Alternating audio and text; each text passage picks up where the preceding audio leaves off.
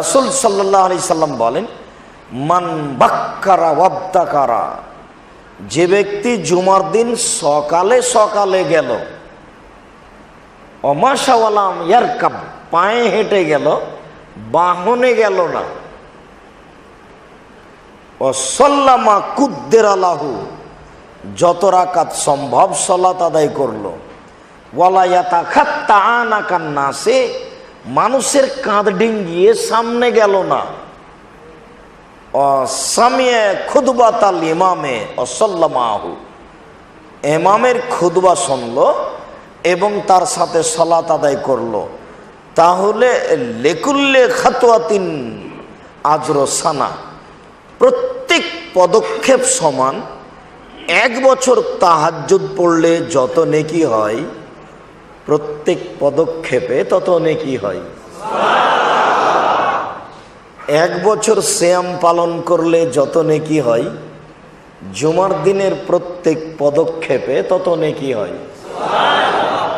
তার নাম জুমার দিন। আবার বলি,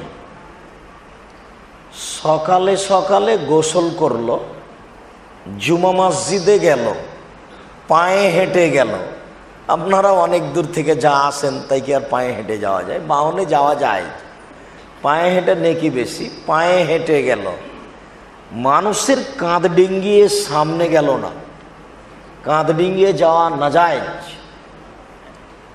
তারপর সম্ভবপর সালাত আদায় করলো।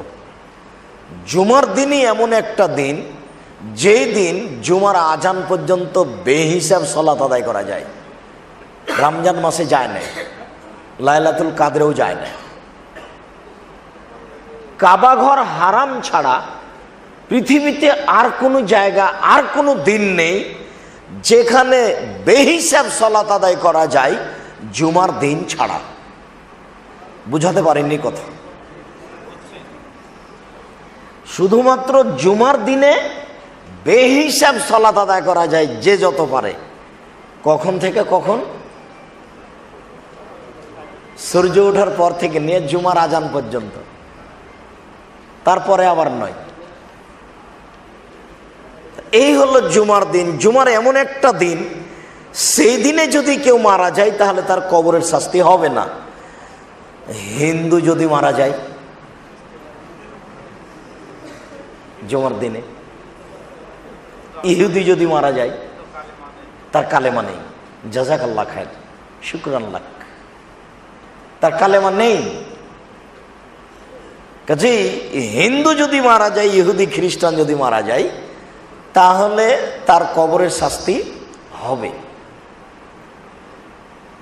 শেষ কালেমা যদি লা ইলাহা ইল্লাল্লাহ হয়, তাহলে জান্নাতে চলে গেছে। তার মানে তার শিরক নেই, তার লা ইলাহা ইল্লাল্লাহ আছে।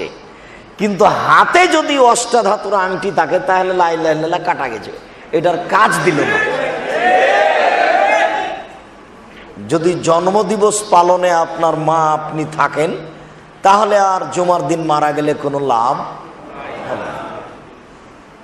জুমার দিন আর কোনো কাজ করতে পারবে না। এই ছেলে, আমি তোমাকে খুব ভালোভাবে চিনি, তোমার তো অভ্যাস, জড় পদার্থকে তুমি এরকম করো, তোমাকে আমি চিনি না। জড় বস্তুকে তুমি এরকম করো, সেই তো তুমি মানুষ। দেখো, শিরক করলে লা ইলাহা ইল্লাল্লাহ কাজে আসবে না।